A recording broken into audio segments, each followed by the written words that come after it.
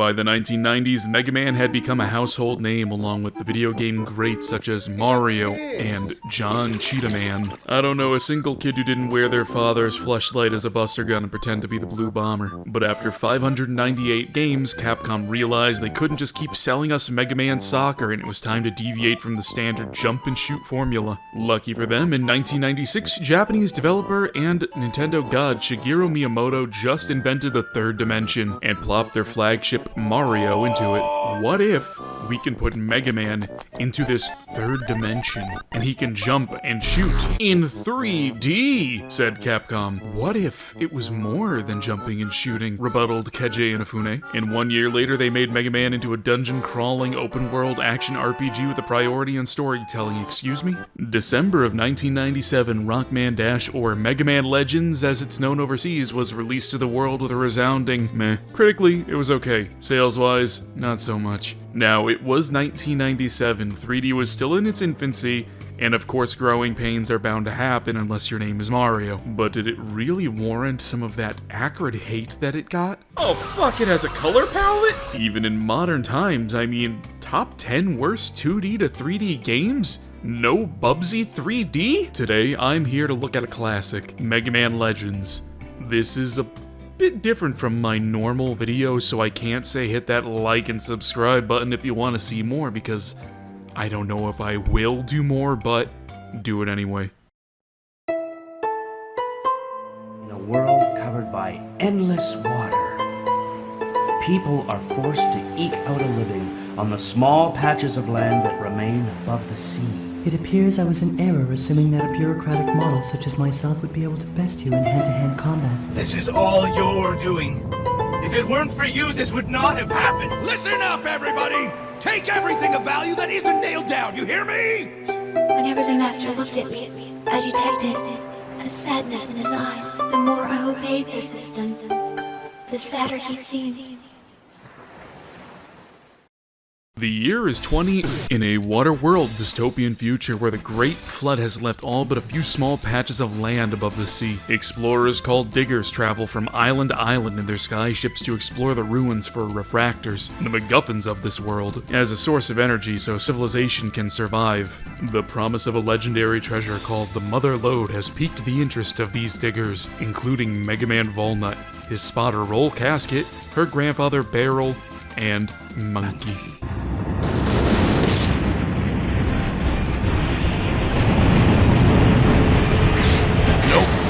Hey, where's all that color that this review was complaining about? Okay, I get it. This was when developers had to treat every game like it was someone's first, especially when it was 3D. But oh god, this is a board to look at. Should be a Reba bot around there somewhere. You see it? No, Roll, I clearly can't. God, this game controls like a... Turn right there. Like a tank. Can you see a door nearby? Like a... Where are you going, Mega Man? That's not the right way. Like... Be careful, Mega Man. Like a tank. Do you see a door? That should be the way out. It's not far from your current position. Your lock-on staples your feet to the floor. You need to remain stationary to turn hard. No strafing. It's like they took Resident Evil as a base and gave it to Mega Man. Hold it! Don't move! Shut up! Alright, you need to look at it like this. This is not your standard jump and shoot ordeal. This is an action-adventure with RPG elements, including weapon upgrades that you can tailor, gear to equip, etc., etc. Making your way through the world's dankest Amazon warehouse, you'll encounter your first baddie, Hanmuru Doll, where we get to stress that 3D to the test by evolving from jumping and shooting to circling and shooting. Evolution, folks.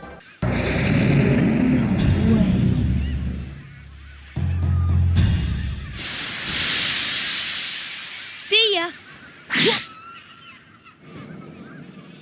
Unable to hold back his sadistic pyromanic urges, Grandpa Barrel sets fire to the engine, causing Mega Man and crew to force crash on nearby Kattelox Island, to where Gramps is immediately apprehended by Border Patrol for being an illegal alien, and forced to do his bureaucratic duty by doing paperwork before we can explore the better half of the island. We're stuck here, might as well make the best of it. Apple Market is our first stop, and guys, it's Kino. I can't think of a more lively and nostalgic place for me on the PlayStation 1. You can stop at the CD shop and listen to some tunes, spy on women, kick the can.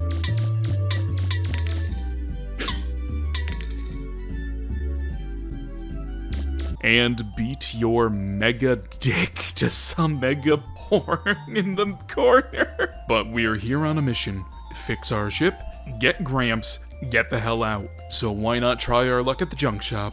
But by the looks of it, the junk shop owner's husband is a massive smooth brain and decided to go explore the ruins unarmed. So who else but Mega Man needs to go after him? The ruins on Kattelox have a bit more personality compared to before, and the added wiggle room to move around a bit more freely helps you get used to the controls. Hey, I'm not saying it's ideal, I'm just saying it gets easier. Luckily, the junk man wasn't in any real danger and was just partying with the worms. For saving him, the two give us some weapons of mass destruction and a car. Alright, it's no Tesla, but Roll is now able to use it as your forward base of operations. Here you can craft gear from junk that you find on digs, upgrade your weapons, and access your monkey, Data, who can heal you, give you your special weapon ammunition back, and save your game. The 12 finds your punk blue ass and hands you your temporary ID, allowing you access to downtown and City Hall, which may not have been the best timing because evacuations are currently underway as tips that Sky Pirates are island bound. Hey, it's that lady from Marvel vs. Capcom. At the time, people said this game did not hold up visually, but honestly guys, I think it holds up a hell of a lot better than most PS1 games. Downtown Kattelox continues to have that aesthetic. A small suburban town wrapped in the walls of an ancient civilization's ruins. Legally, it's questionable. Morally, it's disgusting. Personally, I really like it. You meet up with Gramps at City Hall to make sure that he's safe, only to see him presumably getting his dick wet with the mayor, Amelia, who apparently used to work together with him. The first of many Deus Ex Machinas. Cut it out! Don't you know you can't treat girls that way?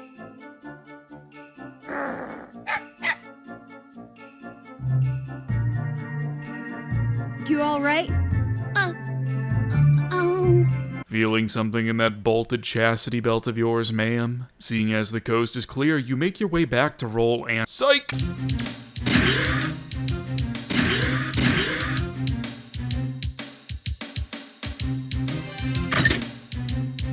the Bonds!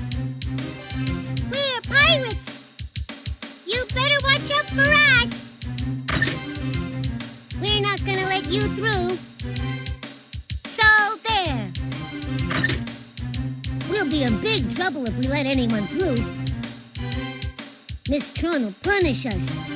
The biggest threat to humanity? Legos. Have you ever stepped on a Lego? Now imagine stepping on one that has an active minigun now pointing directly at your face. The self-proclaimed Bonds locked off the gates to the city and are not going to give up the key without a fight, leading us to a run-and-gun chase boss fight of the three passing the key between each other while absolutely tearing ass.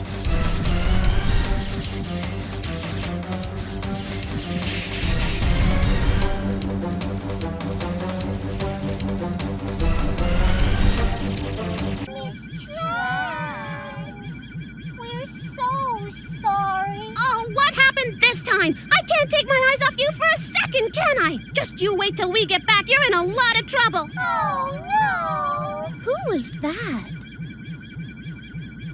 Wait, wasn't that the same boy as before? Alright, I just want to gush a little bit. This came out in 1997, and these animations and facial expressions are done in-engine. This is very impressive for the time. The amount of love that went into crafting these cutscenes is just, it's undeniable. Aren't you the girl who's being chased by that dog?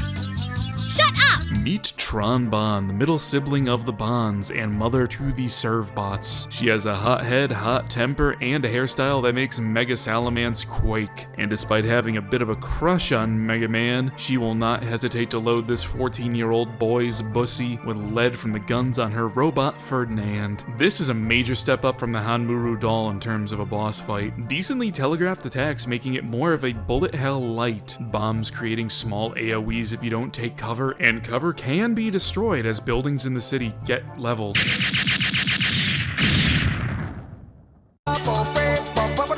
At 2 o'clock this afternoon, the city center was attacked by a group of unknown pirates who demanded they be given the keys to the caves and tunnels underneath our island. I've just been handed this update, viewers. Heading back north, the Bonds have already started their offensive on the condos and City Hall. Eat the rich, I guess. And this part gets brutal. The stationary lock-on actively fights you as you're dive bombed by backup dropships and getting bodied by these fucking lawnmowers. Staving off the attack long enough and you are greeted with the youngest of the Bonds, Bon the Bon.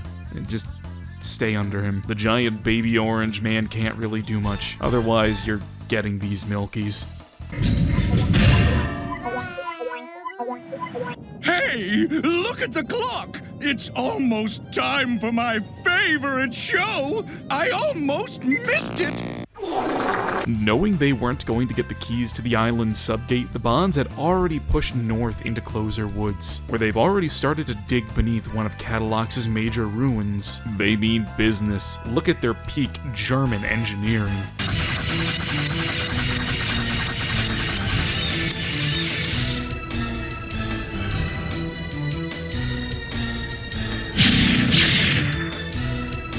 Enter Teaselbond, the eldest of the Bond trio, and just the absolute best. The English cast is really hit or miss, but Teasel absolutely hits it out of the park. An arrogant dickhead with a volume slider locked at 11, and a nose for treasure. And with his digging machine, the Marwolf, he will spelunk to the center of the world if he has to. The designs of these robots the Bonds have are simplistic due to the console's limitations, polygons and whatnot, but their art direction and their sheer scale is really impressive. What do you think you're doing? What are you standing around for? Put out the fire! Put it out! Sending the Bonds home with their tails between their legs, Mega Man and crew return to City Hall and are now granted full access to Kattelox Island, the rest of the city, the ruins, and now the subgates. At this time, the game lets you choose where you want to go. You can head back to Cardon Forest where you first crash landed to take on the first subgate, or go around exploring some of the now accessible ruins. The latter is probably the best option as it's the best way to snag some cash, dig for new weapon parts, and farm up new gear like Buster parts. The ruins of the island are all interconnected in some way. You may start in one and pop out of another, making the whole world feel really interlocked. I feel like it's a really creative way to mask the fact that all the runes share the same few tile sets while still remaining distinct and memorable. Now well equipped with new weapons and armor in hand, you take to Cardon Woods, where we find the Bonds have already set up a line of defense. What is mightier than the tank? A teenager behind the wheel of a Winnebago! I'm sorry, Mega Man. Sorry, Mega Man. Sorry, Mega Man. I'm not used to driving yet. Sorry, Mega Man.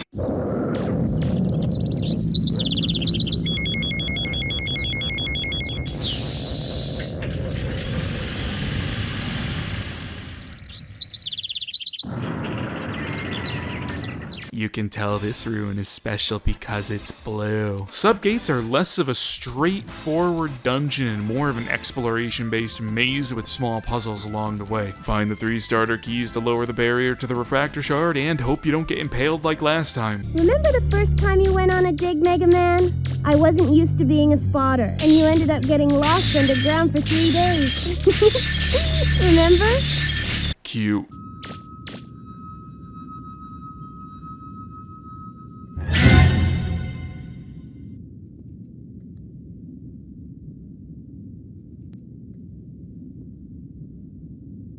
Nothing's happening? It's an allegory for the franchise. The yellow refractor is a small boy and can't quite power our ship, but we can find some other use for it. Subgate number 2 is said to be off the coast of Uptown. And guys, again, how is this bad? This game has such a charming art direction. How can you not look at this place and just feel a wave of warmth? Something's missing. Do you think I should add? Huh?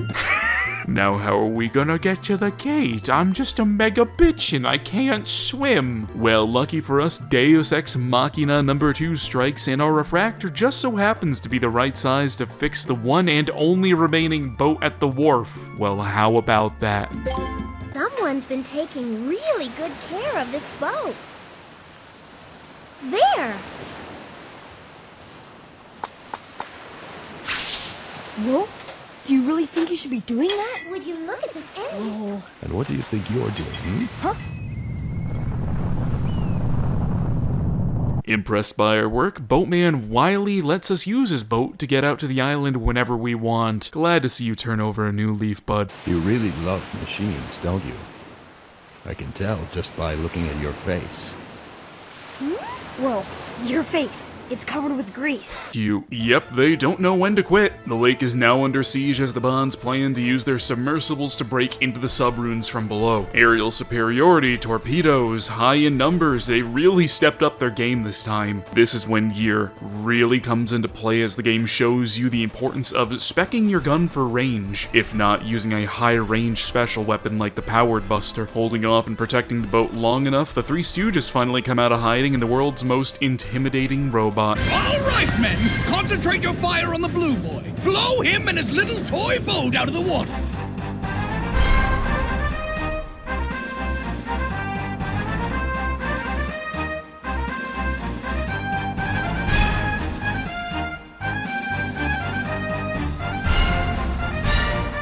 Haha, Froji. You can't take them on out in the open. It's too heavily armor plated and is too well equipped with rockets that you need to take out before they take you out. Taking them for a loop roll leads them into a small inlet off the shoreline to circle them in a final assault. It's an anticlimactic ending, honestly. The lead up was a lot more interesting and forced me to keep me on my toes, so the simple shoot their arms out thing seems kind of boring. I mean, like, why do you need to drag me inland so I can actually do damage? Teasel, I hate to admit it, but she's not gonna last much longer. Sir, you've got to get out of here. They're out of our hair once again, so on to the next subgate. You can tell this rune is special because it's blue. Second verse, same as the first. 3 keys, 1 generator, but this time it's a little bit more maze-like, but not too out of control. But I tell you, the deeper we get into this game, the more eldritch horrors seem to peek their heads out.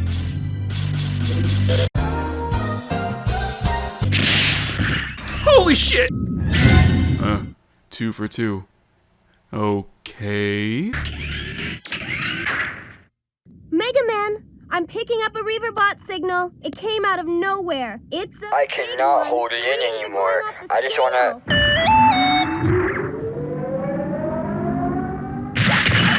No. Okay, a giant cake monster. I don't know what I was expecting. This boss blows. It's too tall for you to lock onto. It keeps pinging off his invulnerable bits. You need to jump up first or create a large gap between both of you. His defenses are bullshit. It's not a fun fight, and he looks like a frou-frou French dessert. Come on, we just ripped the arms off a giant frog. You can do better than this. With a new larger MacGuffin in hand, we're able to partially repair our ship, allowing us to get around the island a bit easier, including getting to the ruins at the Bonds tried to dig under and close their woods. Huh.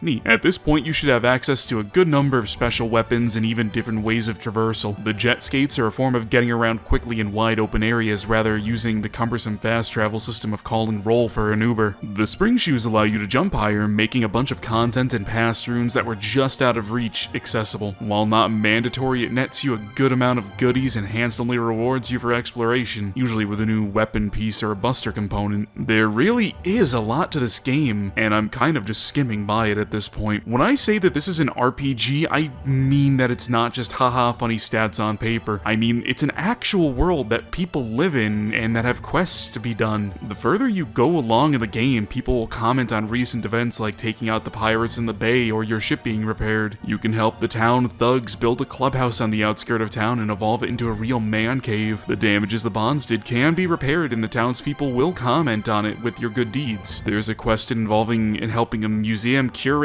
filling an exhibit, rehabilitating a young girl who is sick and unable to walk, becoming an action hero TV star, romancing your stepsister. All of these things are so easily missed if you don't talk to people, and that's where a lot of the game's charm is held. It feels a lot like the Mother series in that aspect. It's just a shame because they're so hidden, and a lot of the times you don't even really get rewards for it, but they do leave a lasting impression, because I know they did on me. Anyway, off to Closer Woods, the third and final subgate. You can tell this rune is special because, okay, Okay, make a monkey out of me. This subgate is the most open-ended and maze-like of the three. A lot of confusing minimap shenanigans, making it hard to tell what floors and what doors are on which. Everything really looking samey makes it easy to get lost. But the biggest sin of all, there is no MacGuffin to collect. Instead, we get a main control terminal. Unable to activate it, the terminal mentions how access can only be granted by something called Eden, or a bypass using 3 ID cards issued to prototype Anthro units. It's just the 3 keys again, but no refractor. I want a refractor! This dungeon does the main cardinal sin, and that is needing specialized gear to do specific puzzles that you can't swap to on the fly. The ceiling can only be broken with a grenade arm or a powered buster, meaning if you don't have it equipped, you have to hobble your way out, equip it, come back, shoot the wall down, leave, change your weapon, and come back to finish the dungeon. It's stupid. I hate it. Whoever thought this was a good idea, die. You know, we go around doing digs all over the place, but is it right? It's almost like stealing. Oh my god, these dogs are a nightmare. This is why I'm a cat person. Holy shit, holy shit. With the 3 ID cards in hand, Mega Man returns to the terminal and bypasses Eden's activation. He questions how he's able to read the strange writing and, dare I say, plot is developing. 3/4 of the way through the game ain't bad. A mysterious monolith on the outskirts of western Kattelox called the main gate unpeels like a sort of Reaverbot banana. Our final test is near. God, it's been a while since I've seen the bonds. I wonder what they're— Fire!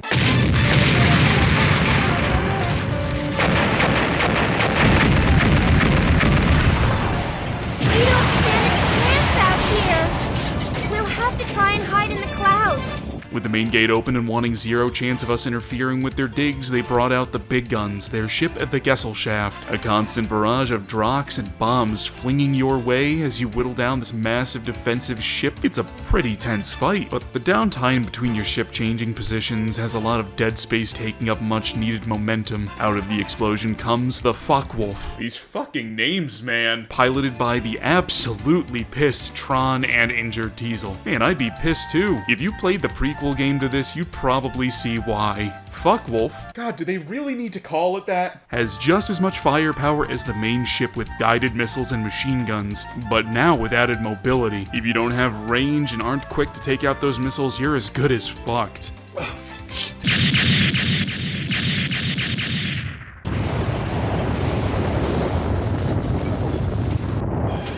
I'm sorry, Teasel. I lost. Don't worry your pretty little head over it, Tron. We tried our best, but sometimes your best isn't good enough. We lost fair and square. That's life.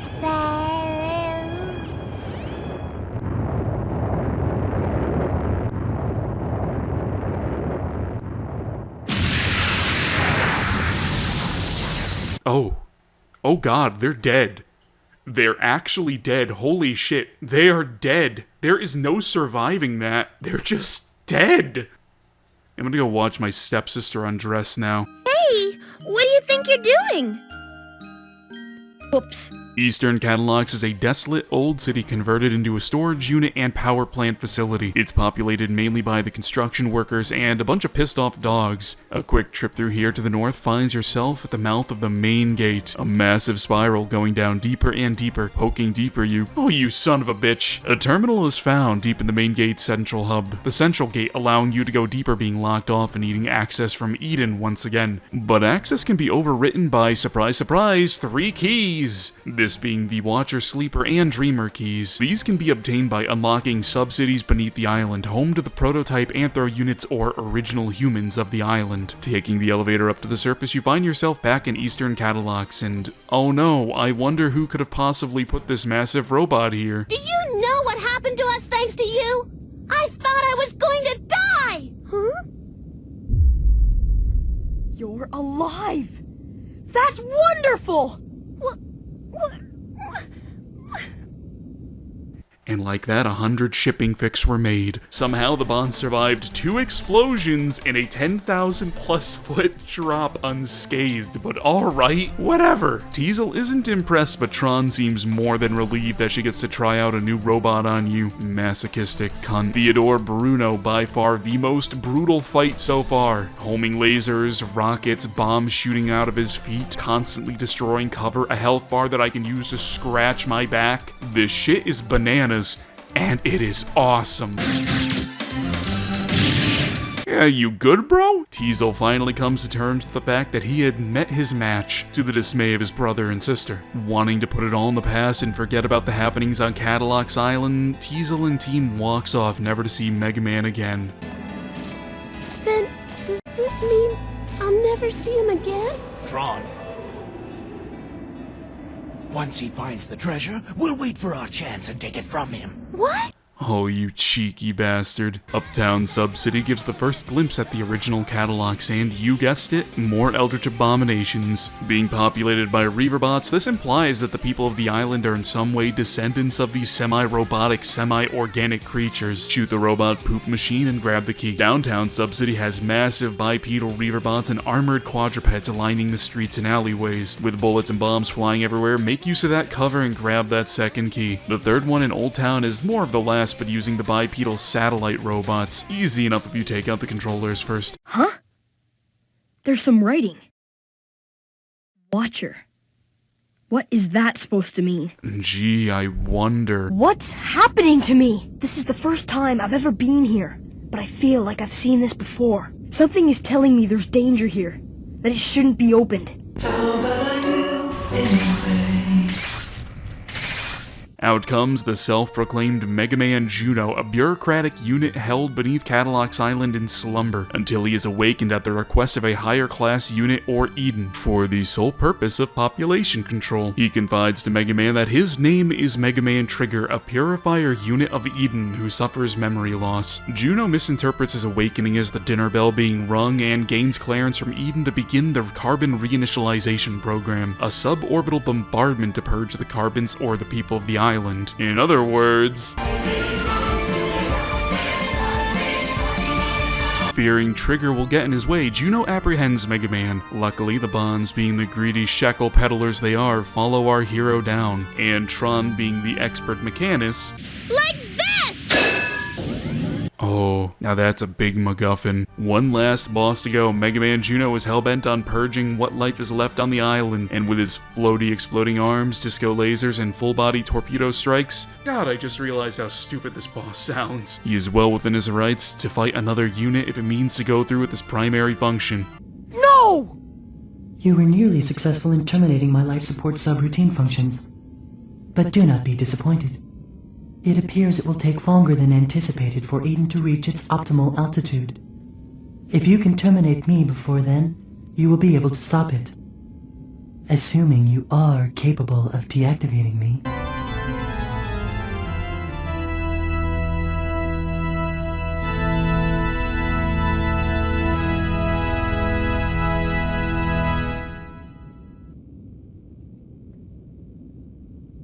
Are you ready? Okay, we finally reached peak Eldritch Horror. I love how 95% of this game is just haha, funny romp on some island, fight some reject Team Rocket clones, fix your ship, and now this!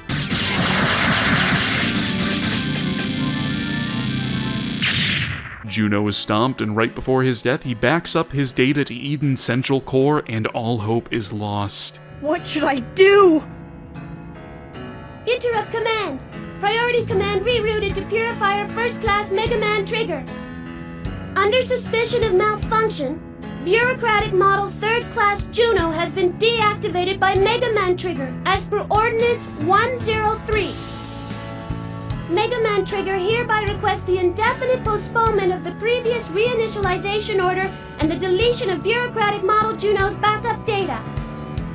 Trigger hereby assumes all bureaucratic authority for the district and will petition Mother for guidance at a future date. Command reroute acknowledged.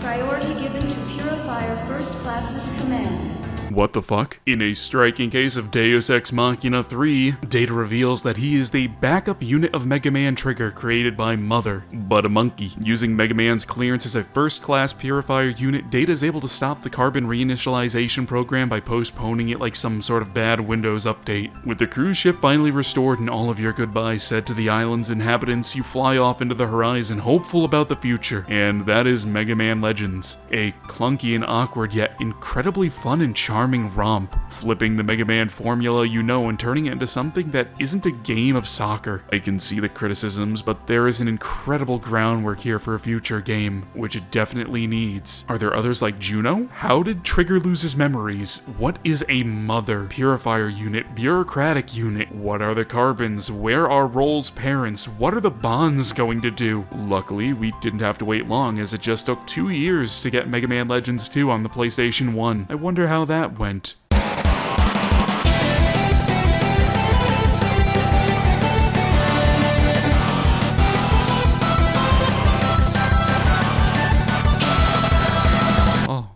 Oh, okay.